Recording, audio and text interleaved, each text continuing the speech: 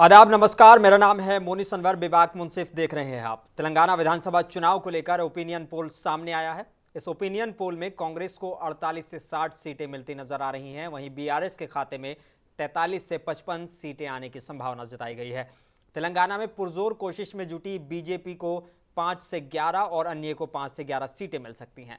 119 सीटों वाली तेलंगाना में भारत राष्ट्र समिति से सत्ता फिसल सकती है। कांग्रेस बड़ी ताकत बन सकती है और 1.5 दशक बाद सत्ता के करीब पहुंच सकती है। उसका वोट प्रतिशत भी बढ़ा है। बता दें कि कांग्रेस को तेलंगाना में मुफ्त घोषणाओं का फायदा मिल सकता है।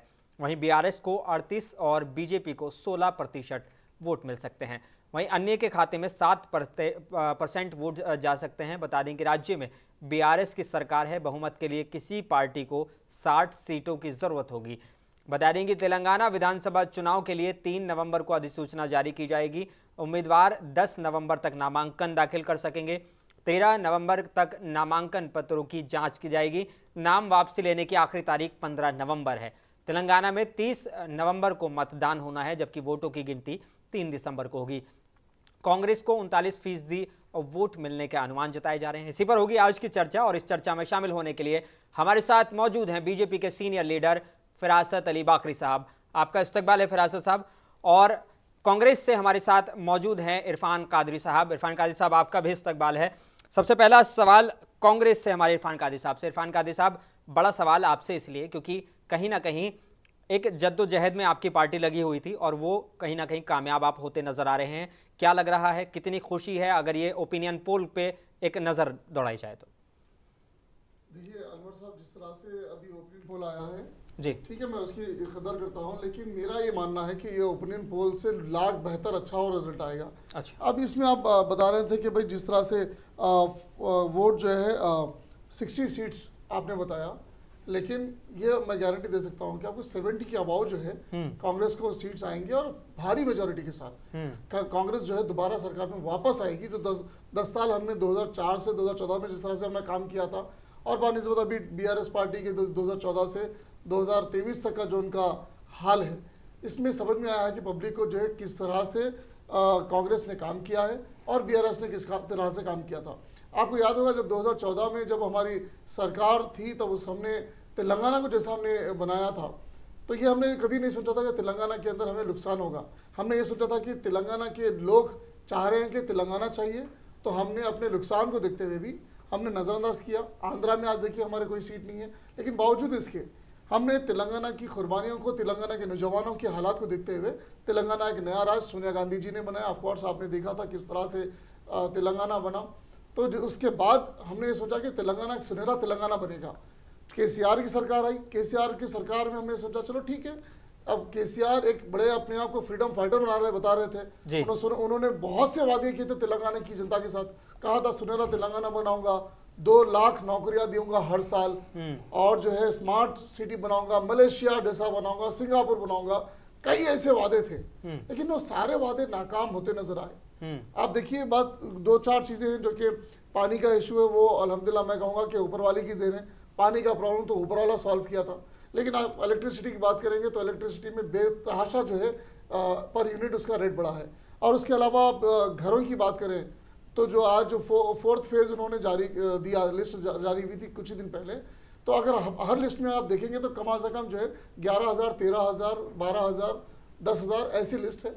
पूरा अगर ओवरऑल बनाए तो 50,000 जो है वोट, 50,000 जो है घर दिए, लेकिन अभी भी ना पट्टा होया, ना किसी को जो है कुछ मिला। कई लोग उसमें शिकायत कर रहे हैं कि किसी को भी जो है उन लोगों को जो गरीब हकदार है उनको घर नहीं मिला। सियासी लीडरों के अपने रिश्तेदारों को जो है उनके लोगों को अपने दम पर या फिर कोई किसी पैसे से खिलाकर जो है उनको जो है घर मिले हैं जिसका भी नाम आया है। लेकिन कांग्रेस के अगर 10 साल में अगर आप देखेंगे तो 2,16,000 हमने घर दिए थे। हमने एडवर्टाइजमेंट, यकीनन हमारा कांग्रेस का हमारा एक प्रॉब्लम है कि महीना 1.5 महीने का टाइम है, तो 75 के अबाव जो है सीट आने के चांसेस है। ठीक है फिरासत बाकरी साहब, आप एक सीनियर लीडर हैं, इसमें कोई शक नहीं है, लेकिन इतनी बड़ी लीडरशिप आपके पास होने के बावजूद भी आप तेलंगाना में कहीं ना कहीं फेल नजर आ रहे हैं। अगर पिछले 2018 के आंकड़े, जो पिछले चुनाव के आंकड़े अगर हम उठाते हैं तो कहीं ना कहीं 2018 में सिर्फ 1 सीट, लेकिन बाई इलेक्शन में आपको 2 सीट और मिल गई, तो 3 विधायक आपके पास हो गए। लेकिन कहीं ना कहीं इस बार भी मुश्किल से 5 से 11 सीटें आपको मिलती नजर आ रही हैं। कहाँ कमी लग रही है आपको? भारतीय जनता पार्टी जिस तरीके से इलेक्शन कमीशन ऑफ इंडिया ने जिस वक्त ऐलान किया तेलंगाना स्टेट असेंबली के इलेक्शन का, हम तो इंतजार में थे कि कब ये लोग ऐलान करेंगे। हम उसको वेलकम किए हैं। तेलंगाना में भारतीय जनता पार्टी ने इलेक्शन कमीशन ऑफ इंडिया के ऐलान को और डेट को वेलकम किया है। और बीजेपी हमेशा हमारी कमर रेडी रहती है इलेक्शन लड़ने के लिए। हम 365 दिन इलेक्शन मोड में रहते हैं, सबसे पहली बात। बिल्कुल, ये बात सब मानते हैं। इसके बाद और दूसरी बात ये रहा सवाल जो 2018 का आप बता रहे थे, 2018 में और 2023 में जमीन आसमान का फर्क है। आपके पास जो भी सर्वे आया है, हम सर्वे पे बिलीव ही नहीं करेंगे पहले तो। ठीक है, सर्वे पे अगर कांग्रेस वाले खुश होते हैं तो उनको टिल डे ऑफ रिजल्ट तक खुश हो जाने दीजिए। हाँ। कोई इशू नहीं है। हाँ। हम डिपेंड करते हैं पब्लिक के, जब वोट डालेगी 30 नवंबर को, जब रिजल्ट आएगा 3 दिसंबर को, उस वक्त भी हम आपके साथ इंशाल्लाह बैठ के बात करेंगे। भारतीय जनता पार्टी जिस तरीके से काम कर रही है तेलंगाना स्टेट में, वो हम सेटिस्फैक्ट्री वर्क कर रही है, पब्लिक उससे मुतमईन है। जिस तरीके से अभी prime minister of India, union home minister of India, उसके बाद अभी 3-4 मिनिस्टर और हमारे जो है 14, 15, 16 और 19 तारीख को तेलंगाना आ रहे हैं पब्लिक की खिदमत करने के। पब्लिक के लिए क्या क्या किए है गवर्नमेंट ऑफ इंडिया। अभी 1 लाख करोड़ रुपए का जो है आयुष्मान भारत तेलंगाना में तेलंगाना की आवाम के लिए दिया है। आज की रिपोर्ट है हमारे पास, आज की 1 लाख करोड़ रुपए का जो है 1 लाख करोड़ आयुष्मान भारत में इंश्योरेंस, हेल्थ इंश्योरेंस में काम किया है। वैसे कई कई कई स्कीमात है जो तेलंगाना के अपलिफ्टमेंट के, तेलंगाना के डेवलपमेंट के लिए, तेलंगाना की आवाम की बेहतरी के लिए गवर्नमेंट ऑफ इंडिया ने किया है। उसका हमारे को फुल जो है रिजल्ट हम आपको इंशाल्लाह 3 दिसंबर को बताएंगे। मतलब मैं ये कहूँगा फिराजा साहब से 3 दिसंबर को ये जो है रिजल्ट की बात कर रहे हैं, ये बैकफुट पे आ गए और सपोर्ट कर रहे हैं इनडायरेक्टली बीआरएस पार्टी को। क्योंकि ये पहले जब इशू आप जैसे बंडी संजय के टाइम की बात अरे है, भाई हम या फिर किसको जो है सपोर्ट कर रहे हैं, या किसको फिर सपोर्ट नहीं कर रहे हैं, आज वेट करिए ना। हालात ये है कि इनकी आप अंदरूनी तौर पे देख लीजिए, ये सीधे ये चाह रहे हैं कि कांग्रेस पार्टी इख्तियार में ना है, तो इसलिए बैकफुट होके जो है वो कांग्रेस बीआरएस को सपोर्ट। आप केसीआर साहब ने कह दिया था। लेकिन अगर अभी हाल ही में अमित शाह यहाँ पे थे, कल की बात का अगर बयान, हाँ कल की बात है, अगर अमित शाह का बयान देखा जाए तो उन्होंने पूरी तरीके से यहाँ की बीआरएस पार्टी को ही निशाने पर रखा है।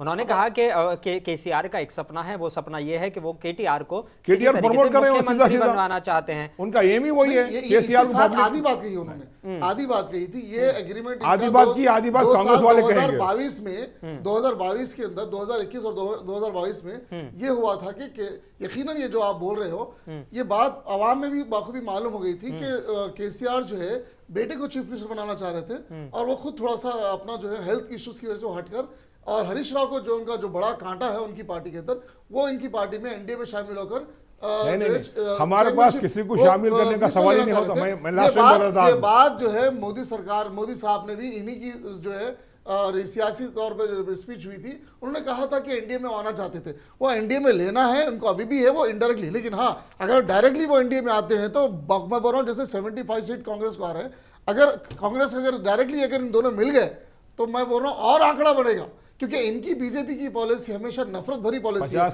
अभी आप देखिए जैसा अरविंद की बात है, अरविंद है, उनकी सियासी तकरीरें सुन लीजिए, सिर्फ और सिर्फ मुसलमानों के खिलाफ ही जहर उगलते हैं। राजा सिंह है, उनकी स्पीचेस आप देखिए, वरंगल की परसों एक स्पीच आई, उसमें भी जो है ना, लेकिन राजा सिंह अभी पार्टी का हिस्सा नहीं है। पार्टी का हिस्सा नहीं है। पार्टी उसको क्लियर शीट नहीं दी है, और आज भी इनके बैनरों पे, इनके पोस्टरों में राजा सिंह की तस्वीर नजर आती है। अगर आप कहेंगे तो आइए मेरे कारवान के अंदर मैं बता दूं कितने जो है बीजेपी के जहां पोस्टर सकते हैं, उसके अंदर साफ तौर पे जो है राजा सिंह की फोटो लगी हुई होती है। तो फिर इनका प्रोटोकॉल डिपार्टमेंट क्या कर रहा है, इनके जो है सोशल टीम क्या कर रही है? वो बाज़ाब्ता कहते हैं कि मुझे जो है ना, मैं बीजेपी का भक्त हूं और बीजेपी के साथ में जुड़ा हुआ रहूंगा। तो इनकी ये कह रहे हैं, एक तरफ से किनारा कर रहे हैं जबानी तौर पर, लेकिन दिल इनका इतना जो है मैच करता है राजा सिंह के साथ, वो राजा सिंह को नहीं छोड़ना चाहते, और राजा सिंह वही नफरत को बढ़ाते हुए बीजेपी को सीट बढ़ाने में काम करने की कोशिश कर रहे हैं। लेकिन मैं कह दूं कि वो बैकफुट पे होकर बीजेपी डीआरएस को सपोर्ट कर रही है, ताकि बीजेपी के जितने भारतीय जनता पार्टी, वो तमाम जो वोट जवाब ले लेते हैं इरफान साहब। भारतीय जनता पार्टी दुनिया की सबसे बड़ी पॉलिटिकल पार्टी है। हमारे को किसी की बैसाखी की जरूरत नहीं है। हम इलेक्शन लड़ेंगे अपने दम पर, और हमारे पास हमारी अपनी लीडरशिप मोर देन इनफ है, हम किसी की सपोर्ट नहीं है और हम यार इलेक्शन यही लड़के बताएंगे यही आपको। तो मैं दो पार्टी सवाल- जो दो सवाल भारत आपसे की सबसे बड़ी इरफान। पार्टी है, ये पार्टी आज साउथ इंडिया में खत्म हो चुकी है। इरफान साहब इसी पे मैं आ रहा हूं। आपने कहा कि पहला मैं आप ही की बात पे एक सवाल ले रहा हूं। आपने कहा था कि हम हमेशा जो है वो एक इलेक्शन मोड में रहते हैं। बिल्कुल। ये बात सब जानते हैं कि आप हमेशा इलेक्शन मोड में रहते हैं, एक बिल्कुल। इलेक्शन से निकलते हैं इलेक्शन- दूसरे में जाते हैं। फिर क्या कमी है कि इलेक्शन मोड में होने के बावजूद आप जो ओपिनियन पोल हैं, जो पिछले अगर सारे और स्टेट्स की बात करें वहां पर आपको जीत दिखा रहे हैं, सिर्फ तेलंगाना में आपको 5 से 11 सीटें मोदी दिखा रहे हैं। साहब जो इलेक्शन जो स्टेट्स में इलेक्शन जीत दिखा रहे हैं वो सर्वे जिसने किया है वो उसका अपडेट क्या है मुझे नहीं पता है। तेलंगाना के अंदर का मैं बता रहा हूं, मैं तेलंगाना की बात करूंगा आपसे। तेलंगाना के अंदर जब 3 दिसंबर को रिजल्ट आएगा, जब मैं आपको बताऊंगा कि ओपिनियन पोल किधर जाता है और रिजल्ट किधर जाता है। यही सर्वे जब आपको जो है राजस्थान में जीत दिखा रहे हैं तब आप खुश हो रहे हैं इन्हीं सर्वे को लेकर। जब ये सर्वे आपको छत्तीसगढ़ और मध्य प्रदेश में अगर जीत दिखा देते हैं तो भी आप इसमें खुश होते मिजोरम हैं। में क्या बता रहा है? मिजोरम में हंग असेंबली है। अगर मिजोरम में सिर्फ एक सीट है इनकी, हाँ। वो मजबूरन जो है ना, मतलब डोर थोड़ा सा खुला था तो अंदर एंट्री अरे करके मेरे वो भाई, सरकार में आ एक गए। सीट हो, लेकिन- 2 सीट हो। लेकिन वहां पर मिजोरम में इनका भी 0 हो जाएगा। हाँ। नॉर्थ ईस्ट में भी इनका कोई खाता नहीं खुलने वाला इस बार, क्योंकि मणिपुर के जो हालात है उस देखते हुए नॉर्थ इंडिया के नॉर्थ ईस्ट के लोग भी जो है ये समझ चुके हैं कि बीजेपी से कोई फायदा होने वाला फिरासत- है। पूरा फिरासत- चीज- अब फिरासत इनके पास बाकरी साहब। मैं एक लास्ट बात कहना चाहूंगा कि फिरासत साहब को कि हमेशा इलेक्शन के दौड़ में रहने की बात कर रहे हैं। यकीनन इलेक्शन के बाद ये देखेंगे हम कैसे प्रैक्टिकल बात कर रहे हैं। जोड़ हमारे तोड़ पास- करके सरकार बनाने की कोशिश भी इन्हीं की पार्टी के लोग करते हैं। अब महाराष्ट्र कोई में मौका देख लीजिए, देता है तो मौका आप कोई छोड़ता है यूपी क्या के अंदर पॉलिटिकल देख- पार्टी? एमपी के अंदर देख लीजिए, चाहे वो कर्नाटक के अंदर देख लीजिए और चाहे वो गोवा भी गोवा के इसका अंदर देख बिल्कुल लीजिए। एक उदाहरण है, तो जी। ये जो है इनके पास साफ तौर पे ये है कि अगर सरकार नहीं बनती है तो कैसे खरीद के जो है ना कोशिश पब्लिक करेंगे के पैसे जो है को पैसा मिसयूज खर्च नहीं करके करना चाह रहे, वो बटन आप नहीं लाएंगे। डालना चाह रहे हैं। अगर कोई सरकार टूटती है तो तुम सपोर्ट करके अपनी गवर्नमेंट बनाते हैं। वो तो कोई भी स्टेट में कोई पॉलिटिकल पार्टी करती है। हाँ, ठीक है। सवाल ये ले लेते हैं, अगर इरफान कादरी साहब की बात को माना जाए, यानी कि कांग्रेस जो अब आप पर आरोप लगा रही है बीआरएस के साथ मिलने का, क्या ऐसी डील तो नहीं है कि यहाँ पे आप बैकफुट पे जाके मेरा सवाल सुन लीजिए, क्या ऐसी डील तो नहीं है कि यहाँ आप बैकफुट पे जाके बीआरएस को सपोर्ट करेंगे और बीआरएस को जिताने में मदद करेंगे और फिर केंद्र के जब इलेक्शन होंगे, जो लोकसभा चुनाव होंगे, उसमें बीआरएस आपकी मदद करेगी? कोई ऐसा सिस्टम नहीं है हमारे पास। चाहे बल्दिया का इलेक्शन हो, चाहे असेंबली इलेक्शन हो, चाहे पार्लियामेंट इलेक्शन हो, हम जिस तरीके से लड़ना है उसी तरह से लड़ते हैं। किसी किस्म की हमारे को वहाँ पे रिक्वायरमेंट नहीं है कि हम तेलंगाना में आप करेंगे सपोर्ट, आप पार्लियामेंट हमको सपोर्ट करिए, कोई ऐसा नहीं है उसमें। जी। अगर साथ में अगर यहाँ पर अगर बीआरएस पार्टी के लीडर होते थे तो उनको जवाब बड़ा तगड़ा मिलता था। आज वो आए नहीं क्योंकि उनको जवाब नहीं है। जवाब लेकिन देने वो का मौका इसलिए भी कि नहीं है उनकी उन्होंने। तरफ से प्रवक्ता जो कि देखिए अभी मैं बात कर रहा हूँ बीआरएस पार्टी के, तो अब बीजेपी के लीडर जो है ना उनकी सपोर्ट के लिए बात करना शुरू कर रहे थे। तो ये Support नहीं साफ कर तौर रहे, पर ये है support कि 3 पार्टी से जो 3 पार्टी के साथ कांग्रेस का मुकाबला है, बीआरएस पार्टी, बीजेपी पार्टी और एआईएमआई पार्टी, ये तीनों मिलकर जो है कि रेवंत रेड्डी की छवि खराब करने की कोशिश कर रहे हैं या फिर कांग्रेस पार्टी के बदनुमा बातें करने की कोशिश कर रहे हैं। तो ये साफ तौर पर नजर आ रहा है कि आज बीआरएस पार्टी और बीजेपी पार्टी और एमआईएम पार्टी तीनों मिलकर कांग्रेस को हराने की कोशिश कर रहे हैं और जितना दबाने की कोशिश कर रहे हैं, जितना हराने की कोशिश कर रहे हैं, आज पोलिंग परसेंटेज देख लीजिए कांग्रेस का किस आप तरह लोग से बढ़ खुशफहमी है, आप लोग खुश हो जाइए। 50-52 दिन और हैं, उसके बाद फिर हम जो है आपसे डिस्कस करें। आपके हिसाब से अगर इस ओपिनियन पोल को आपके हिसाब से अगर गलत माना जाए तो आप क्या समझते हैं कि कितनी सीटें वाकई यहाँ पर बीजेपी हासिल करने में कामयाब रहेगी? तेलंगाना स्टेट में फ्लोर पे जितनी रिक्वायरमेंट है हम उससे ज्यादा जीत के बताएंगे आपको इंशाल्लाह। अगर मान लिया जाए कि इस तरह की नौबत आती है कि जैसे चलिए आप ही के बात मानते हुए अगर उस तरह की हंग असेंबली की नौबत आती है, आपको किसी को सपोर्ट करने की जरूरत पड़ती है, आप किसको सपोर्ट करना पसंद करेंगे? क्या अगर बीएसपी, क्योंकि अदर्स को भी 5 से 11 सीटें मिलने का अनुमान है, तो क्या उन लोगों का भी आप सपोर्ट हासिल करना चाहेंगे? पोस्ट इलेक्शन हमारे पास जो सिस्टम होता है पॉलिटिकल पार्टी का, वो जब पोस्ट इलेक्शन के बाद डिसाइड करेंगे किसके साथ जाएंगे, जरूरत पड़ेगी या नहीं पड़ेगी। अमर साहब आप अब बोल रहे हैं, लेकिन आप खुले तौर पे ये क्यों नहीं देख रहे हैं कि आप अगर मान लो कि कांग्रेस को अगर बीआरएस पार्टी अगर मान लीजिए, मानने में कुछ वो नहीं है, 58 सीट्स आ रहे हैं और मान लो कि इनको अगर 5 सीट आ रहे हैं, ये जाहिर सी बात है हम तो इनको अगर वो लाके अगर हमें देंगे तो भी हम ले लेंगे। और एनडीए को सपोर्ट करने कौन सी पार्टी सपोर्ट की थी? मोदी जी के कौन क्लोज फ्रेंड रहे अब तक? वो बीआरएस। केसीआर ने तो खुले और तौर पे कहा, मीडिया में कहा कि मोदी जी मेरे बहुत क्लोज फ्रेंड है, उनसे तो मेरा किसी चीज का झगड़ा नहीं है। और ये भी मोदी जी भी आगे कहे कि भाई हमारे शाल बड़े बढ़िया शाल बनाया करते थे, बढ़िया बढ़िया फूल हुआ करते थे। तो यानी आइडियोलॉजी पॉलिटिकल की 2 चीजें हैं, एक सेकुलर है जो सेकुलर जो कांग्रेस पार्टी है, दूसरा जो है इनकी सोच कितनी कट्टरवादी secular है, सोच है, साहब देखा, मैं जाके इनकी देखिए, कितनी कट्टरवादी secular है सोच है कांग्रेस। भाजपा की, वो जो सभी छवि देखते हैं तो वो भाजपा की छवि और बीआरएस की छवि सब मिलती हुई है। तो 100% अगर अल्लाह ना करे अगर ऐसा हो तो 2023 के चुनाव में बीजेपी 100% बीआरएस पार्टी को सपोर्ट करेगी। कांग्रेस के साथ तो सवाल ही पैदा नहीं होता। आप कुछ नहीं, कांग्रेस साथ आएंगे तो भी हम आने नहीं देंगे इनको। नहीं, आपका कांग्रेस बीजेपी का तो कोई सलाहकार सवाल भी है, क्या आएगी बिहार से सलाहकार है शायद ये लोग। नहीं, खुले तौर पर बता रहा हूं। लेकिन सवाल तो ये बनता है बाकरी साहब कि क्या रीजन है कि जब इतनी बड़ी आप पार्टी हैं, इतना बड़ा कैडर आपके पास है, इतने बड़े बड़े चेहरे आपके पास हैं, प्रधानमंत्री नरेंद्र मोदी के चेहरे पे हर जगह आप चुनाव लड़ते हैं, बाद में आप डिक्लेयर करते हैं, क्या रीजन है कि इतने सारे बड़े चेहरे होने के बावजूद यहाँ पे जो आपका वोट का ग्राफ है वो घट रहा है? वोट का ग्राफ घट रहा है या बढ़ रहा है, आपको मैंने पहले बताया।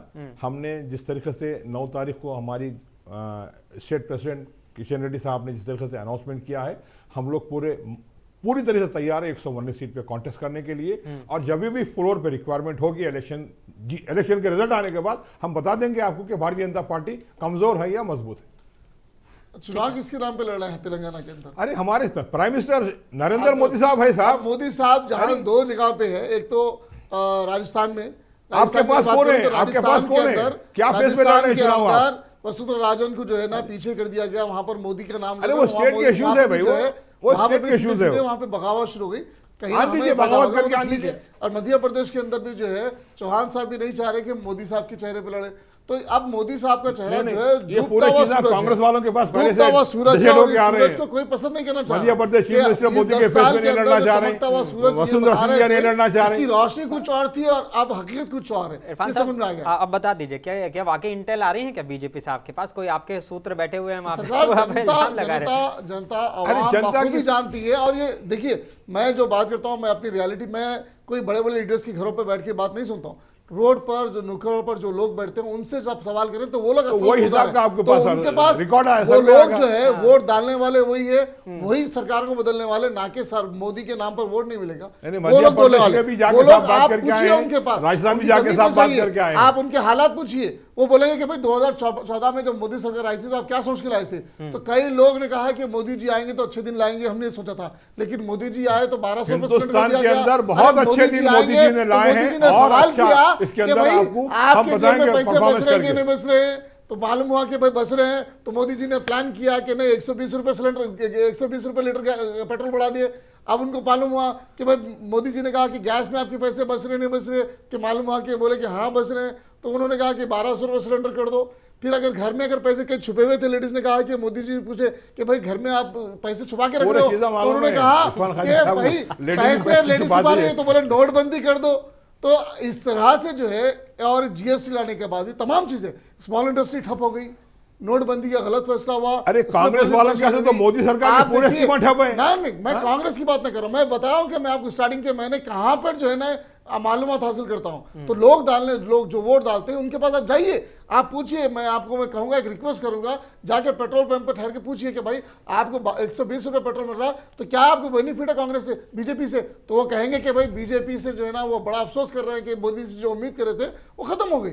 आप औरतों से पूछिए 1200 रुपए सिलेंडर मिल रहा, क्या खुश है?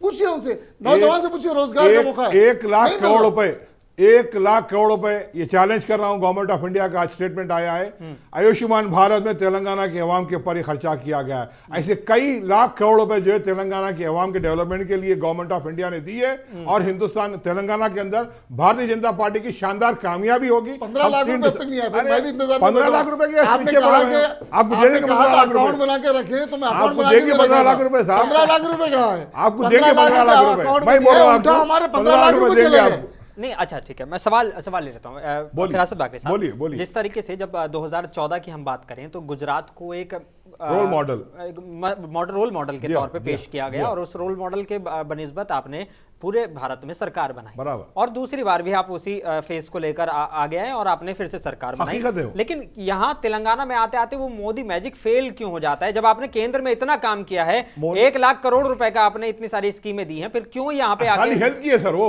हाँ? 1 लाख करोड़ रुपए की हेल्थ स्कीम सिर्फ है खाली हेल्थ, वही ये। मैं कह रहा हूं, जब आपने हेल्थ में ही आपके हिसाब से इतना काम किया है कि 1 लाख करोड़ रुपए का आपने जो है लोगों को फायदा पहुंचाया है, तो क्यों मोदी मैजिक यहाँ पे आके फेल हो जाता है? तेलंगाना के अंदर मोदी मैजिक 100% कामयाब होगा। मैं रिपीटेडली कह रहा हूं आपको, भारतीय जनता पार्टी तेलंगाना के अंदर असेंबली में अपने फ्लोर पे अपनी मेजॉरिटी प्रूफ करेगी। कितने सीट आएंगे आप? अरे मैं बता रहा हूं आप बताओ, सरकार आएगी मेजॉरिटी प्रूफ कर दो। चलिए सरकार आएगी मैं आपकी। दोनों ही प्रवक्ताओं से एक आंकड़ा ले लेता हूं। आप भी अपनी सीटें बता दीजिए कितनी आ रही है, आप भी अपनी सीटें बता अरे दीजिए। इनका 3 आंकड़ा तारीख खुद को बता दिया साहब। नहीं, मैं वो बोल रहा अभी हूं। ओपिनियन नहीं। पोल है ना, आप इस पे बात हो जानी चाहिए। सरकार आ रही है हैं? और अच्छी सरकार आ रही है, किसी बिना किसी सपोर्ट के सरकार आ रही है। 72 प्लस भारतीय कांग्रेस जनता क्या? पार्टी तेलंगाना में। मैं ये लिख कर रखूंगा अपने नहीं पास, आएगी, फिर मैं आप सब लोगों से एफिडेविट बना लेंगे साहब, हैं? एफिडेविट बना आप लेंगे। क्या बनाते बनाइए। अगर भाजपा को आपकी- 72 सीट आए आपकी- तो मैं आपकी गारंटी दे रहा हूं, अगर भाजपा को तेलंगाना के अंदर 72 सीट आ अरे गए हाउ तो मैं सरकार- रिजाइन कर रहा हूं। हमारा टारगेट है भाई, मैं मेरा पॉलिटिक्स छोड़ दे हमारा रहा हूं। टारगेट है मैं बीजेपी छोड़ दे का। रहा हूं पॉलिटिक्स। अगर ये बता फ्लोर दें, पे- आप लिख दीजिए कि 72 सीट आएंगे तो आप फ्लोर पे कांग्रेस 60 ज्वाइन कर मेजॉरिटी लेंगे। क्या इरफान कादरी साहब को दूसरा काम ढूंढ लेना चाहिए? 100% होना तो चाहिए। ठीक है, आप और मैं दोनों एग्रीमेंट कर लेंगे।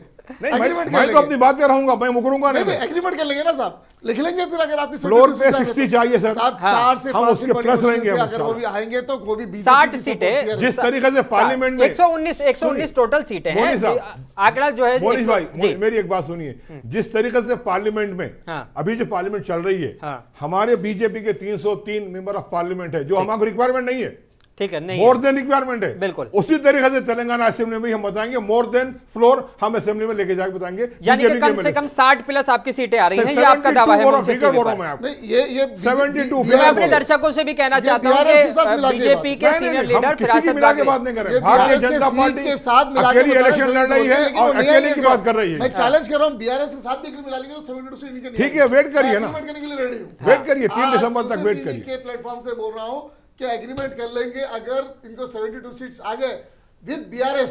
विद बीआरएस, नहीं, यानी कि हम- बीआरएस की और विद आपके पास है, विद आपके पास है, आपके पास क्या नाम राजशेखर साहब की बेटी है विद में, आपके पास और कौन कौन है विद में नहीं मालूम, हम अलोन है।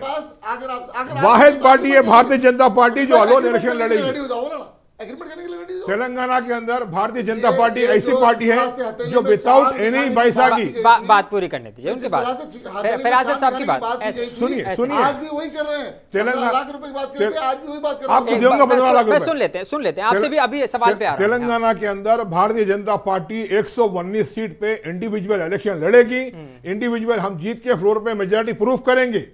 यस, मुद्दे क्या होंगे अब ये भी थोड़ा सा क्लियर कर मुद्दे दीजिए। क्या होना मुंसिफ टीवी चाहिए के- पब्लिक के अपलिफ्टमेंट के लिए जो पॉसिबल एक्सटेंड हेल्प हो सकती है हम बताएंगे। जिस तरीके से कर्नाटक में कांग्रेस सरकार ने गारंटी दी है उसमें टोटली जीरो है। आज आपको मैं इससे पहले बोला था। सुनिए सुनिए मेरी बात बात सुन लेते हैं, जवाब ले लूंगा मोनी मैं साहब, आपसे। मैंने आपसे जी। पूछा था आपका अगर नेटवर्क कर्नाटका में है तो बिल्कुल है, हमारी टीम पूरी कर्नाटक में काम प्लीज करती उसके है। बाद वेरीफाई कराइए, फिर अपन बैठ के बात करेंगे। हाँ। जो जो स्कीमा दिए हैं उन्हें सिवाय गैस सिलेंडर हट के हर जगह आज उनकी किरकिरी हो रही है। उनके पास फंड्स नहीं है तेलंगाना में, वहां कर्नाटक में अपलिफ्टमेंट करने के लिए आवाम के लिए जो स्कीमा दिए हैं। जी, तो इसलिए आप फ्रीबीज के खिलाफ रहते हैं। नहीं हमारे पास कोई चीज ऐसी है नहीं, फ्री चीज हम फ्री देने का सवाल ही नहीं है। हाँ। आवाम की बेहतरी के लिए जो हो सकता है, जो उनको प्रोवाइड कर सकते हैं, जो इंफ्रास्ट्रक्चर बेस्ट दे सकते हैं, भारतीय जनता पार्टी उसको देने के लिए 100% तैयार है और तैयार रहेगी। इरफान कादरी साहब, अब आप पे आ जाते हैं। वो तो एक तो इल्जाम लगा रहे हैं कि भाई आपने कर्नाटक में जो दावे किए थे वो तो पूरी तरीके से Total फेल fail हो गए, है, टोटल total fail। जीरो उसको वो बता रहे हैं। चलिए, अब आपने तेलंगाना में भी यही दावे कर दिए हैं। Same, आपने नहीं। तो बताऊं। लेकिन हाँ, पहली चीज तो कर्नाटक की बात करें, कर्नाटक 3-4 महीने पहले इन्हीं की सरकार थी भाजपा की, 40% कमीशन खा रहे थे। तेलंगाना का कर्नाटक का खजाना खाली कर दिया। और जो स्कीम की बात मैं बता रहा हूँ, हर स्कीम के लिए एक असेंबली में, आपको भी मालूम है, आप भी सीनियर लीडर हैं, बहगी की बातें ना करते हुए आप अगर मुद्दे की बात करें तो असेंबली के अंदर बैठकर ये बताया जाता है कि ये बिल पास हो रहा है, ये हम स्कीम दे रहे हैं। तो जिस तरह 500 रुपये में सिलेंडर कर दिया गया, आपने कहा कि 500, तो ये आवाम के लिए बेहतरी हुई नहीं हुई? आपने कहा 5-6 गारंटी स्कीम जो हमने जारी किया, हर स्कीम के लिए एक टाइम होता है, शेड्यूल होता है, तैयार होता है। ऐसा नहीं कि सुबह में बैठे रात में लिख के दे दिए कि हो गया, ऐसा नहीं होता। प्रियंका लेकिन गांधी, हाँ, राहुल गांधी बोले थे, लेकिन 3 वीक्स जो है इसको इम्प्लीमेंटेशन अरे करेंगे। भाई बोल के। करे ना करे ना, कहाँ से करे? आप पूछ लिए आरटीसी में आज महिलाओं को फ्री है नहीं है? आपने अभी कहा कि आपके स्टाफ है वहां पर, पूछिए वहां पर क्या क्या चीज की बेनिफिट, 5 गारंटी में से कितने काम हुए। और दूसरे जो स्कीम से एक पैनल बैठता है, उसकी तैयारी भी होती है। ऐसा नहीं कि सटासट कर दे। इलेक्शन में बोलना, जैसे कि इनका है 15 लाख रुपए बोलना, इलेक्शन बाद में में बोले कि सटासट जुमला बोलना है। है, काम के आपने लिए कहा कि 15 लाख रुपए हर किसी के अकाउंट में मुफ्त ऐसे ही आ जाएगा, फिर उसके बाद उनके लीडर से पूछते तो बोलते नहीं नहीं वो तो जुमला था, ये आवाम को भी मालूम है, मीडिया को भी मालूम है और हमको भी मालूम है। तो इस तरीके से बात कर रहे हैं। और तेलंगाना के अंदर हमने गारंटी कार्ड दिया। गारंटी कार्ड का मतलब यही होता है कि ये जैसे ही हमारी सरकार आएगी हमने ये पहले लागू कर देंगे। जिस तरह से 2004 में सरकार हमारी आई थी तो हमने कहा था कि पहले कैबिनेट के अंदर हम 4% 5% रिजर्वेशन देंगे, लेकिन 5 की बजाय 4 दिया, लेकिन देके बताया, वो भी हाई कोर्ट में है, देके बताया, लेकिन वो किसी वजह से भाजपा के नेता, आप निकाल लीजिए, आप निकालिए उस पे पैनल में कौन है अपोजिशन में, किसने केस डाला। आप सुप्रीम कोर्ट के अंदर, सुप्रीम कोर्ट में अटका हुआ है सर, मौला हवा में है बिल्कुल। बीजेपी के लोग ये चाह रहे हैं कि 4% रिजर्वेशन ना मिले, क्यों? क्योंकि मुसलमान तरक्की ना करे, हम माइनॉरिटी ना करे। अरे हमने 4% देकर आज भी वो उसको स्टे ऑर्डर लेकर रखा ताकि 10 साल से लोगों को जो है मिल रहा, आज भी मिल रहा। उसके लिए लड़ाई कौन लड़े? शब्बीर साहब जाकर जो है लड़ रहे। सलमान खुर्शीद, शब्बीर साहब सलमान खुर्शीद का बेड़ा गलत करे मुसलमानों का। अगर गलत होता, आप बताइए 4% रिजर्वेशन से लगातार कंटिन्यू जो है तेलंगाना आंध्र प्रदेश के अंदर और तेलंगाना के अंदर लगातार लोग जो है एमबीबीएस इंजीनियरिंग तमाम लोग कर रहे हैं। किसकी वजह से कर रहे हैं? आज कांग्रेस की वजह से। ऐसे तो बीआरएस भी कह सकती है कि हमने तो यहाँ से पास करके भेज दिया असेंबली से, लेकिन केंद्र सरकार उसको लटकाए हुई है, तो इसमें हम क्या कर सकते हैं। ऐसे ही आप कह रहे हैं कि भाई सुप्रीम कोर्ट में लटका हुआ है तो हम क्या कर सकते हैं। फिर क्यों इस तरह के वादे इरफान कादरी साहब, जब आपको पता है कि इसमें कानूनी पेच है। देखिए वही तो बता रहा हूँ, जब 5% था हमने 5% की बात की थी, 1% रुक गया। क्यों रुका? क्या भाजपा को नहीं, बीआरएस पार्टी को नहीं मालूम है? आप फिरासत जी से पूछ लीजिए, 12% रिजर्वेशन तो इम्पॉसिबल था, इम्पॉसिबल। तो वही तो बता रहा हूँ ना, आज टीआरएस से सवाल कीजिए, जब ये नहीं हो सकता था क्यों ऐलान किए? चबूतरे की बातें क्यों कर रहे हैं? तो वो रात की बात थी शादनगर में, उन्होंने शाम के टाइम, रात के टाइम जो बोलते वो दिमाग में रात बोल के नहीं, तो उन्होंने भूल गए। उसके बाद आज जो है वही तो बता रहा हूँ मैं, इनडायरेक्टली रात में जो बोलते हैं वो मॉर्निंग में नहीं बोलते। तो इसके बाद 12% रिजर्वेशन उन्होंने 2014 में भी कहा कि हम देंगे और नहीं दिया। तो यही तो मैं कह रहा हूं, अगर आज बीआरएस पार्टी के अगर प्रवक्ता होते यहाँ पर स्पोक पर्सन होते तो आज उनको बताता था कि उनके लिए तो मैंने बड़ा चिट्टा बना के लेके आया था, लेकिन वो अफसोस किया, उनको समझ में आ गया भाई आज कांग्रेस वाले दवाई घेरेंगे, तो इसलिए वो नहीं आए, नाकाम हो गए। तो अब भाजपा को तो मैं यही कहूंगा कि विरासत भाई बड़े सीनियर लीडर हैं, 12% रिजर्वेशन वो नहीं दे सकते थे माइनॉरिटी का, और उसके अलावा जो वक्फ बोर्ड को जुडिशरी देने की बात की गई थी, नहीं दे सकते, उनको मालूम था।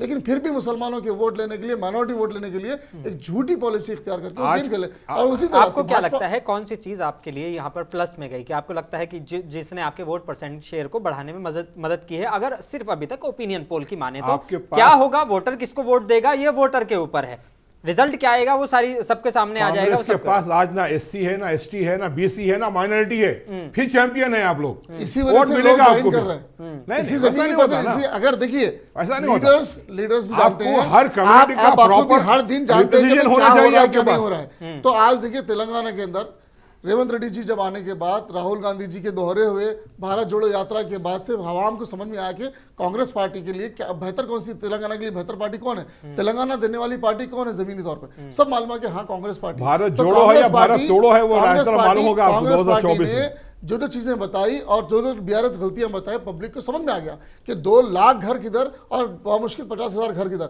आज भी चाबी 50,000 लोगों को भी घर नहीं मिला, चाबी नहीं मिली। वो कह रहे हैं कि इलेक्शन के बाद देंगे, तो फिर इलेक्शन के बाद देंगे नहीं देंगे गारंटी क्या है? तो किसी चीज की गारंटी नहीं है। बीआरएस पार्टी झूठे वादे करते हुए अवाम को गुमराह कर रही है, बाखूबी पब्लिक जानती है, अवाम जानती है। तो इसलिए आज पूरा का मोड़ कांग्रेस की तरफ है, कांग्रेस ही जो है। आप क्या देने वाले हैं जनता को ये भी बता दीजिए। हमने 5 गारंटी स्कीम पहले दिया जी, और उसके बाद जो है हमारा मैनिफेस्टो रेडी हो गया। लेकिन बड़ा सवाल ये उठता है कि आज हम 21वीं शताब्दी में हैं और 21वीं शताब्दी में भी भारत को आज़ाद हुए भी 75 साल से ज़्यादा हो चुके हैं। क्यों हम इन मूलभूत सुविधाओं के लिए हमें ये गारंटी देनी पड़ रही है कि जी हम आपको बिजली फ्री देंगे, हम आपको जो है बस में सफ़र फ्री देंगे? ये अभी मूलभूत चीज़ें हैं जो अगर यही जनता को नहीं मिल पा रही हैं, आज भी वादे करने पड़ रहे हैं 75 साल बाद, तो क्या डेवलपमेंट हुआ है? 75 साल में जिस तरह से कांग्रेस ने आपको, कांग्रेस पे आवाम भरोसा इसलिए करती है कि लगभग 50 साल हमारी कांग्रेस सरकार रही। 50 साल में हमने बहुत कुछ बनाया था, हर चीज़, IIT हमने बनाया, एम्स हमने बनाया, हर चीज़ की सुविधा हमने दी। आज इसरो पे जो आप रॉकेट देख रहे हैं उसने वो भी जो है हमारे टाइम पे बना था, तमाम चीज़ें। अब ये बीआरएस पार्टी, अब ये बीजेपी के पास देखिए 10 साल के अंदर बीजेपी ने तमाम उस चीज़ों को बेचा है, और सिर्फ अडानी अंबानी को। तो अवाम के ऊपर ये परेशानी हो गई कि भाई इनकम, जो भी इनकम अपना रखते हैं उसका जो टैक्स दे रहे हैं, टैक्स देने के बाद सरकारें क्या कर रही है, सरकारें जो है ना सिर्फ अपनी आप चीज़ों को बेचकर जो है हर चीज़ को प्राइवेट सेक्टर करना चाह रही है। तो इसलिए फिर वापस किसको लाना पड़ेगा, वही जमात को लाना पड़ेगा जिसने बनाया था। तो आज 2024 और 2023 में अवाम का यही डिसाइड है कि जब कांग्रेस ने इतना सब बनाया था तो वापस उसी को लाए, ना कि बेचने वाली पार्टियों को लाए। अब इनको तो मालूम है कि अगर मैं कहूँगा तो फिर यकीन नहीं आएगा। आज अंबानी और अदानी को जो है इन्होंने काफ़ी हद तक पोर्ट बेच दिया, एयरपोर्ट बेच दिया, LIC बेच दिया, इवन हर चीज़। अब अगर न्यूज़ चैनल भी अगर रहेगा तो न्यूज़ चैनल को भी शेयर भी दिला के न्यूज़ चैनल ने भी खबर दी। फिरासत बाकरी साहब मान रहे हैं कि सब बेच खरीद दिया, इन्हीं के लोगों ने खरीद दिया। आप लोगों ने डील करवाई है कांग्रेस वालों ने। अरे भाई राफेल का मसला ले लो, जहां पर जो है 7,000 में मिला था वो 9,000 में मिल रहा। ऐसा क्या लगा दिया? वो तो बोल रहे नहीं सीक्रेट है, सीक्रेट बंद रूम में बता दो, डिफेंस को बता दो क्या क्या चीज में लगा। तो कुछ कहने का नहीं है। अब इनसे पूछो अगर भाई डॉलर के मुकाबले रुपया क्यों गिर रहा, तो नहीं रुपया नहीं गिर रहा, डॉलर भाग रहा। तो इसका मतलब क्या है? फिरासत साहब बाकरी साहब बड़ा सवाल तो ये बनता है कि चीज़ें जब यहाँ पे आपकी इतनी बड़ी बड़ी लीडरशिप लगी हुई है, खुद अमित शाह यहाँ रैली में लगे हुए हैं, उसके बावजूद 5 से 11 में आप सिमटते हुए दिख रहे हैं। और बाखूबी 10,000 लोग ही आ रहे, पब्लिक ज्यादा पब्लिक नहीं आ रही, वो भी देख लीजिए। मैं आपसे बिल्कुल इन्हें प्रॉपर वे में कहना चाह रहा हूँ कि जो ये इलेक्शन का आपका सर्वे आया है, जो रिपोर्ट आई है कौन से वोटर, सी वोटर्स की सी वोटर ने अलग सर्वे किया है, ये मुंसिफ टीवी का अपना अलग सर्वे। अच्छा, मुंसिफ टीवी का जो सर्वे हुआ है उसमें और प्रैक्टिकल जो होने वाला है इलेक्शन उसमें बहुत अंतर है, जमीन आसमान का फर्क है। आपको इंशाल्लाह 3 दिसंबर के दिन 3 दिसंबर के दिन मैं आपको बता दूंगा। 30 नवंबर को इलेक्शन है, उसी दिन आप में भी बैठ के हम डिस्कस कर सकते हैं। बिल्कुल कर सकते हैं। 3 दिसंबर को तो हम मैं आपको आगे जो है जिस तरीके से बोले आपको मुंसिफ स्टाफ कितना है, पूरों को बाकायदा कच्चा जो है बफेट डिनर कराएंगे, आप लोगों को मिठाई खिलाएंगे। गवर्नमेंट कांग्रेस गवर्नमेंट आएगी तो देखिए कराएंगे। और तो आप ऑफर करना चाहिए था पहले आपको। सफाया हो रहा है इसके लिए भी करने वाला हूं। और आपका जो अगर आप एग्रीमेंट करते हो वो एग्रीमेंट भी आप जो है हो जाइए तो उसमें भी एग्रीमेंट करने के ना मैं मौकूफ में हूं, आप मौकूफ में हैं। आप भी नहीं कर सकते, मैं भी नहीं कर सकता हूं। हमारे पास सिस्टम होता है। नहीं, लेकिन वो अपने ऊपर ले रहे हैं कि मैं पार्टी छोड़ दूंगा अगर राजनीति ही छोड़ दूंगा। आप कह दीजिए इतनी बड़ी बात अगर आप कह सकते हो। मैं कह दिया हमारी सरकार बन रही है, 72+ हमारे कैंडिडेट जीतेंगे तेलंगाना में, भारतीय जनता पार्टी की सरकार बनेगी। कब अनाउंस होने वाले हैं सीटों का, कब अनाउंस करने मैं समझता हूँ मोस्ट प्रॉपर्ली नेक्स्ट वीक तक। नेक्स्ट अभी 38 नाम तो रेडी हैं, किसी वजह से रुके हुए हैं। आजकल में हो सकता है वो लिस्ट भी आ जाए और पूरे आपके हफ्ते के अंदर क्लियर हो जाए। लेकिन जब अब सारी चीजें फिरासत बाकरी साहब डिक्लेयर्ड हो चुकी हैं तो क्यों इतनी देरी लग रही है, क्यों इतना टाइम? सिस्टम है साहब, सिस्टम है हमारे पास। यहाँ से लिस्ट जाएगी दिल्ली में फाइनलाइज होगी, वहां से क्लियर होकर आएगी तो हम यहाँ आना उसका। मैनिफेस्टो में क्या बदलाव होने वाले हैं? मैनिफेस्टो अभी ड्राफ्ट हो रहा है, उसका ड्राफ्ट हो रहा है। इरफान कादी साहब वही सेम सवाल आपसे है, क्यों इतनी देरी हो रही है? और मैनिफेस्टो में 17 तारीख के दिन हमारा एक बड़ा प्रोग्राम है जी, जिसमें हमारी बहन प्रियंका गांधी जी आने वाले हैं। हाँ। और 23 तारीख के दिन इंशाल्लाह, मैं अनऑफिशियली बता रहा हूँ लेकिन ये बात कंफर्म है एक हद तक कि 23 तारीख के दिन शायद हमारी लिस्ट जारी हो जाएगी। और उसके बाद क्योंकि ये मौका जो है कांग्रेस पार्टी ये चाहती है कि अच्छे कैंडिडेट्स को लिस्ट दें और उसके बाद ही फाइनलाइज होगा कि फिर क्या क्या हमें करना चाहिए। मैनिफेस्टो की बात रही जंपिंग करके आते हैं BRS से या और कोई पॉलिटिकल पार्टी, फिर आप इटेला राजेंद्र को टिकट नहीं देंगे? अरे हाँ, जीत के आया है, बाई इलेक्शन जीत के आया है। अरे वहां मैं देखा हूं साहब, वहां के मुसलमान, थोड़ी आया मैं वहां पर 1.5 महीना राजेंद्र जीत के आके 2 साल हो गया। 1.5 महीना वहां पर था और 1.5 महीना मैंने पूछा तो लोगों ने कहा कि मजबूरी है, हम इटेला को चाहते हैं, भाजपा को नहीं चाहते। और वहां के तो हरा देना था, हरा देना था भाजपा के नाम पर, हरा देना था भाजपा के सिर्फ और नाम मोदी जी की फोटो अगर अमित शाह की फोटो थी, कमल का फूल के साथ सिर्फ इटेला जी की फोटो। ये गलत बात कर रहे हैं। 15,000 हुजूराबाद इलेक्शन में मुसलमान वोट है। मैं बता रहा हूँ 15,000 मुसलमान है। मैंने मुसलमानों से भी कहा था कि भाई आप किसको वोट देंगे, तो बोले कि इटेला जी को देंगे क्योंकि वो सेक्युलर माइंड के। मैं पसंद करता हूँ इटेला जी को, मैं पर्सनली भी चाहता हूँ। इटेला राजेंद्र जो है सेक्युलर माइंड के लोग नेता है, उनको वहां पर एक छवि बन गई थी। उनको चाहते हैं TRS versus Etela, TRS versus BJP नहीं। बीजेपी क्यों नहीं ज्वाइन किया? TRS वर्सेस बीजेपी नहीं था वहां पे, TRS वर्सेस इटेला था। तो लोगों ने वन साइड होकर इटेला को सपोर्ट किया, भाजपा के नाम पे वोट नहीं। अगर भाजपा के नाम पे सवाल आप पर भी तो उठ जाता है ना, फिर अगर इतने ही वो थे तो वो बीजेपी की तरफ क्यों गए, आपकी तरफ क्यों नहीं है? कांग्रेस सेक्युलर पार्टी बोलती है तो कांग्रेस जाना चाहिए था उनको।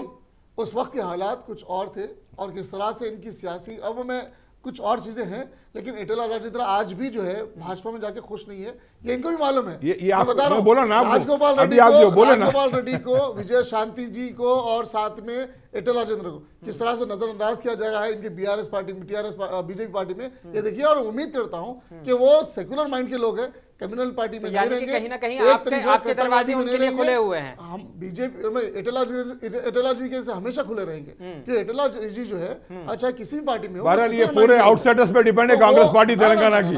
माइनपल्ली को वेलकम कर लेते हैं, हाँ ये माइनपल्ली को वेलकम करते हैं, ईटेला राजेंद्र को वेलकम करते हैं, सबको वेलकम करते हैं। एक ही एमएलए था राजा सिंह के अलावा इनके पास कौन थे? अरे हम खुद एक्सेप्ट कर रहे हैं, हमारे एक एमएलए था, बाई इलेक्शन 2 जीत के बोल के।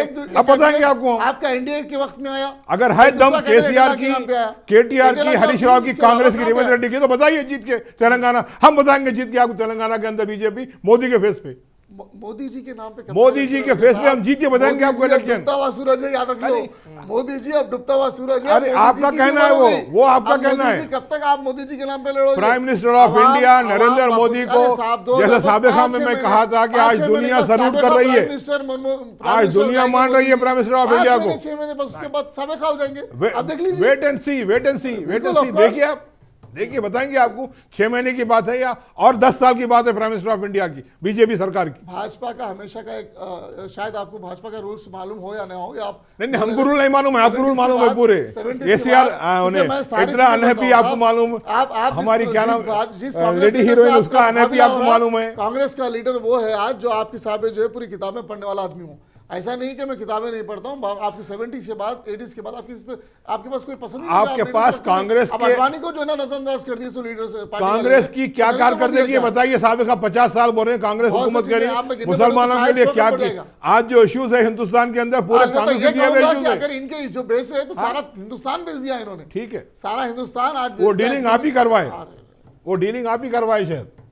तो ये डीलिंग भी कराने लगे हैं इरफान कादिर साहब, कांग्रेस वाले करा रहे हैं, वही डीलिंग करवा रहे हैं। आप पूछिए पब्लिक से किसने डील करवाई रात के अंधेरे में, किसने अंबानी को अडानी को किस तरह से। हमारे पास रात के अंधेरे में कोई काम नहीं होता, किसने बढ़ाया? हमारे पास डिजिटल इंडिया हर चीज क्लियर कट है, बिल्कुल क्रिस्टल कट, हर चीज दिखता है आपको क्या है बोल के। तो इसलिए तो बता रहा हूँ, आप जो है अंबानी और अडानी को जो है आज पैसा वाला माला माल कैसे कर रहे हो? अरे भाई जो आदमी मेहनत करेगा अपनी फील्ड में उन्हें माला माल हो जाएगा भाई, उसने आप क्या तकलीफ हो रही है? हाँ, एयरपोर्ट भेज दिया आपने, आपके कांग्रेस में जो अभी पीछे भी आपसे सवाल किया गया था, कुछ और दल आपके पार्टी में आने वाले थे, क्या उनका अब क्या अपडेट है? क्या वाकई अब उनको सीटों अभी शर्मिला अटके हुए हैं अभी? जी वही आपने 30 तारीख का उनको कहा था कि 30 जो है सितंबर तक वो चीजें फाइनल कर देंगे, लेकिन अभी तक भी उनकी कोई चीजें फाइनल नहीं हुई है। क्या वो अकेले चुनाव लड़ने का मन बना चुकी हैं या अभी भी आपकी लीडरशिप से बात चल रही है?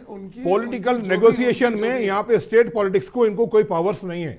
देखिए ऐसा नहीं है, स्टेट अब जो परसों शर्मिला जी ने वहां गया था, कुछ बातचीतें हैं, कुछ दोनों के जो है समझौता भी होना चाहिए, उसके बाद वो आने का प्लान वो कर रही है।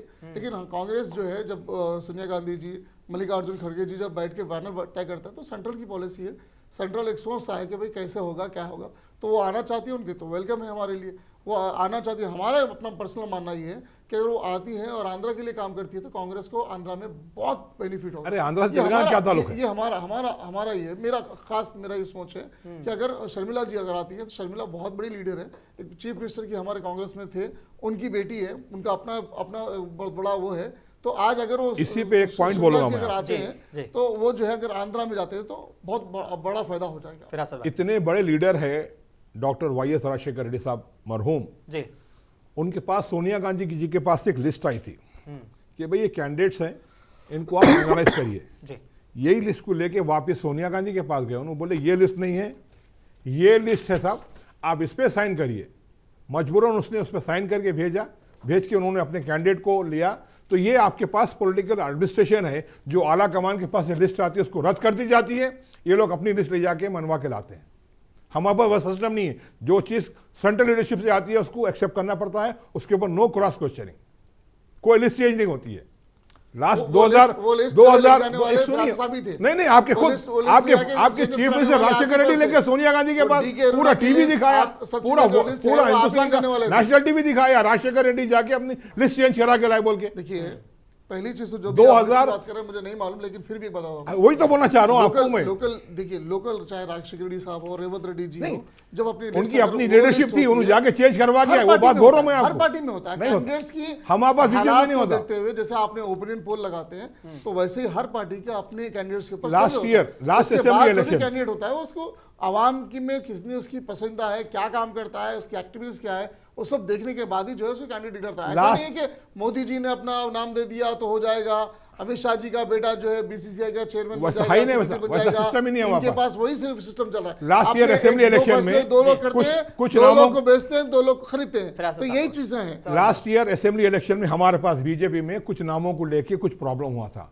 उसमें वहां पर आके हमारे बीजेपी के नेशनल ऑर्गेनाइजिंग जनरल सेक्रेटरी जनाब बीएल संतोष साहब बैठ के बोले कि भाई हमारे पास ये लिस्ट आ गई है, इसके अंदर किसी किस्म का फेरबदल नहीं होगा, हम आपको जो भी एंटरटेन करना है नेक्स्ट असेंबली इलेक्शन में करेंगे, अभी कोई चेंज ये लीडरशिप है। उसी लिस्ट के अंदर मानना पड़ता है। किशन रेड्डी साहब ने राजा सिंह का नाम नहीं रखना चाह रहे थे क्योंकि वो राजा सिंह जो है कम्युनल सोच है, कट्टरवादी सोच है। उसी लिस्ट को फाइनल इनके अमित शाह जी नहीं किया था कि राजा सिंह यहाँ पर से एमएलए दोबारा इलेक्शन लड़ेंगे। हालांकि उनके ऊपर 101 केसेस अब तक दर्ज हो गए थे। अरे भाई उसके 101 बावजूद भी केस जो नहीं, है 110 आप केस होंगे। खामोश बैठे थे। उनकी स्पीचेस उनके मजे लेने वाले बीजेपी पार्टी के लोग, उनकी स्पीचेस को लेकर जो है ना उनको जिताने में खुश होने वाले लोग आज जो है राजा सिंह की बात पार्टी का कैंडिडेट था, जब तक कैंडिडेट था जब तक जिताने के लिए हम पूरी कोशिश करेंगे। अभी पार्टी कैंडिडेट नहीं है, इलेक्शन नहीं लड़ेगा, वो देखेंगे लेट इस बार बिल्कुल कंफर्म है कि वो इलेक्शन नहीं अभी तक तो कंफर्म है। ठीक है, अब क्या यही रीजन है कि पार्टी को आपके नुकसान हो रहा है? क्योंकि ये वाली पॉलिटिक्स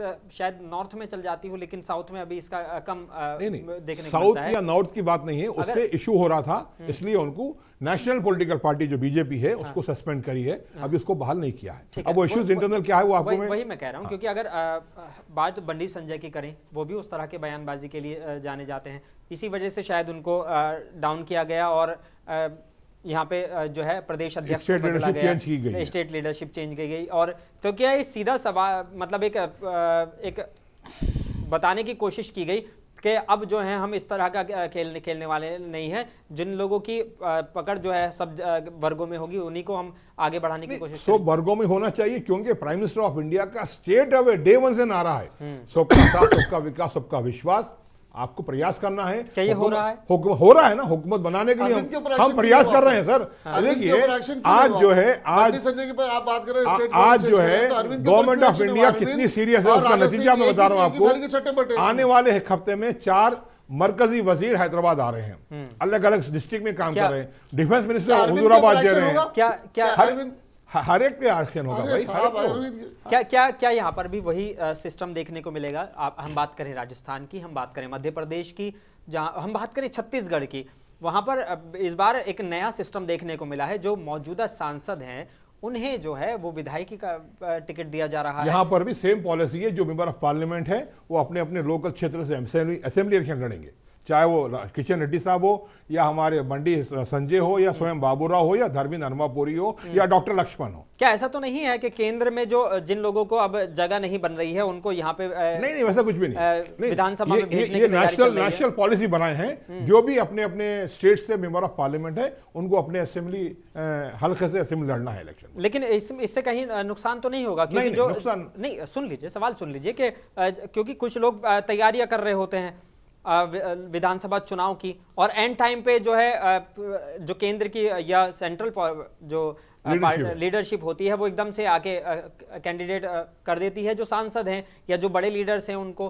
तो फिर कहीं ना कहीं उसके अंदर कुछ वो लोग सोच समझ के ये डिसीजन लिए होंगे, चाहे वो जैसे क्या आपकी समझ क्या कहती है वो भी बताइए। नहीं ये चूंकि जैसा फर्ज कीजिए, मैं आपको हैदराबाद में अंबरपेट की मिसाल ले रहा हूँ। ठीक है, किशन रेड्डी साहब अंबरपेट से साबिका में 3-4 मरतबा एमएलए रह चुके हैं, प्रो लीडर रह चुके हैं, स्टेट प्रेसिडेंट रह चुके हैं। अभी वहां पर अगर उनको हटाते हैं तो वहां पे 4-5-7 लोकल लीडर्स हैं जो दावेदार है कि हमको सीट दीजिए, हमको सीट दीजिए, हमको सीट दीजिए। वो हर असेंबली हर पार्लियामेंट सेगमेंट के अंदर है। तो वहां पे किसी किस्म का तनाज़ा नहीं होना, बोल के चूंकि मेंबर ऑफ पार्लियामेंट है उनको लड़ाएंगे।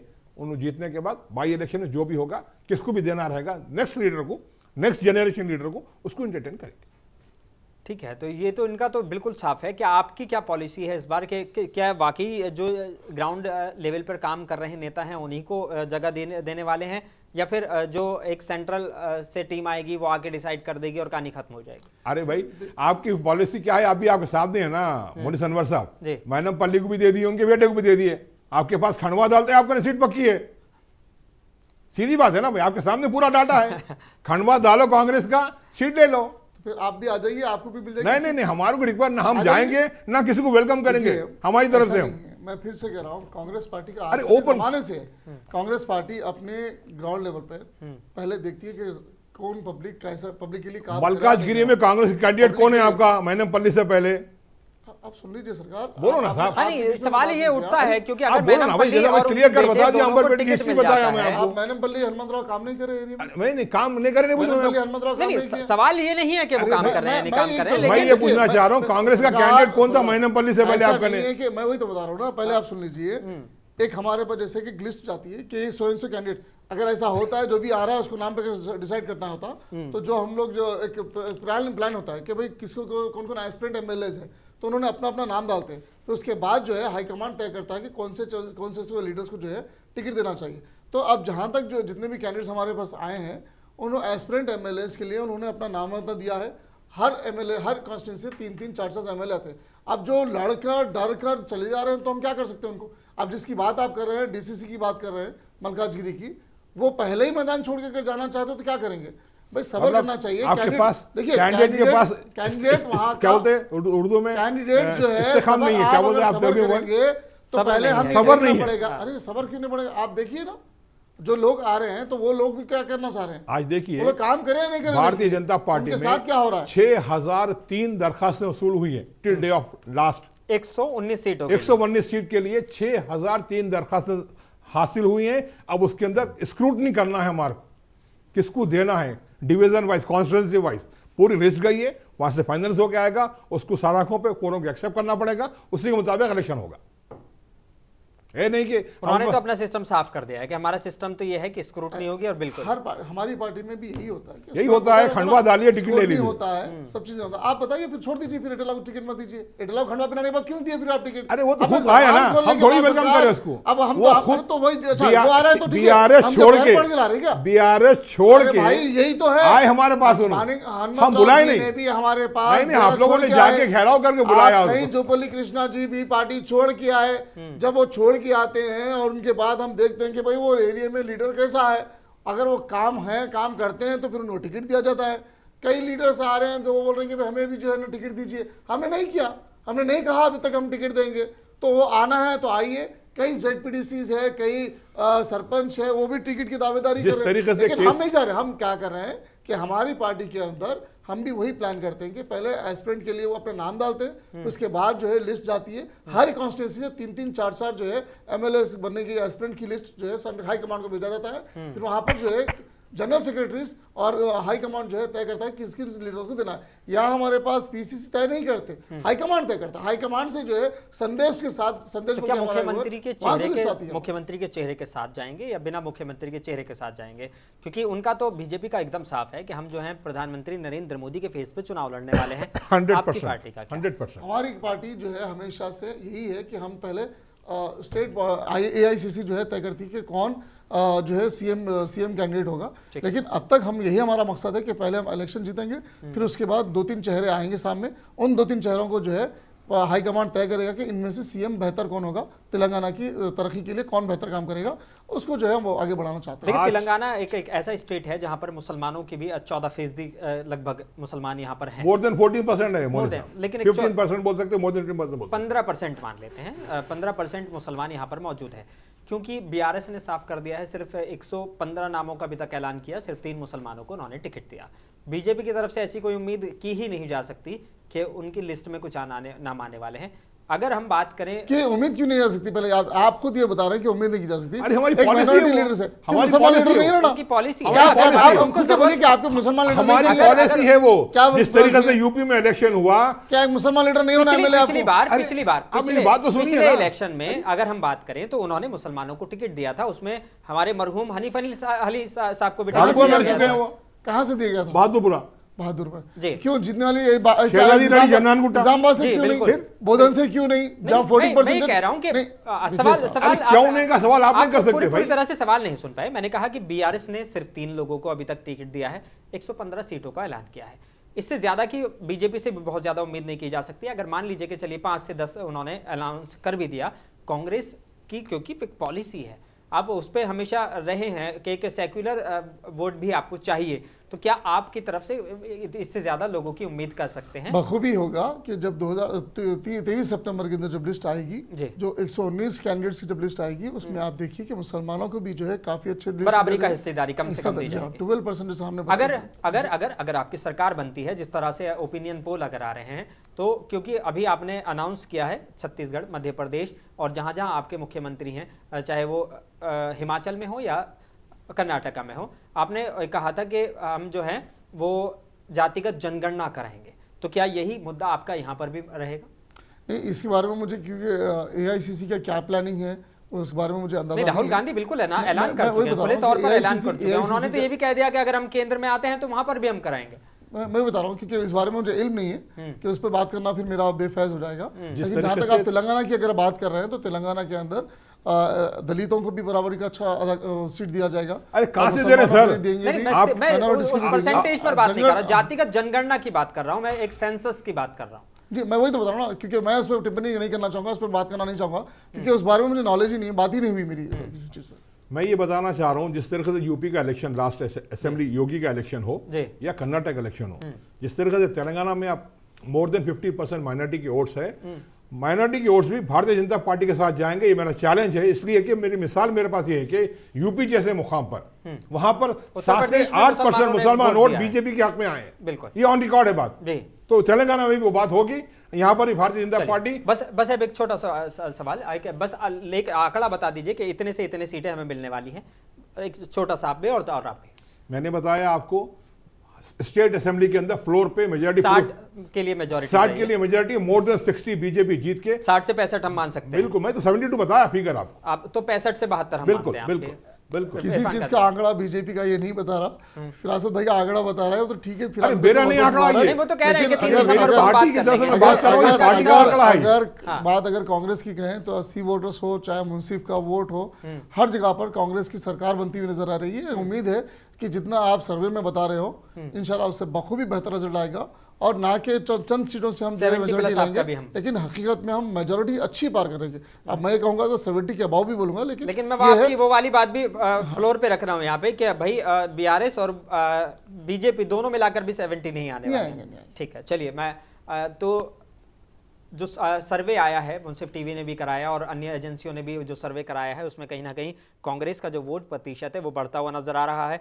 अगर हम दोनों ही लीडर की बात करें तो उनका साफ कहना है कि हम एक बार 3 दिसंबर को जब नतीजे आ रहे होंगे, हम यहीं पर बैठेंगे, एक बार फिर इस पर चर्चा करेंगे, और उन्होंने दोनों ने ही अपनी अपनी सरकारें बनने का दावा किया है। फिलहाल हम इस पर और भी आगे चर्चा जारी रखेंगे, और भी कई राज्यों में चुनाव हैं। फिलहाल अपने मेजबान मोनिस अनवर को दीजिए इजाजत, आप बने रहिए मुंसिफ टीवी के साथ।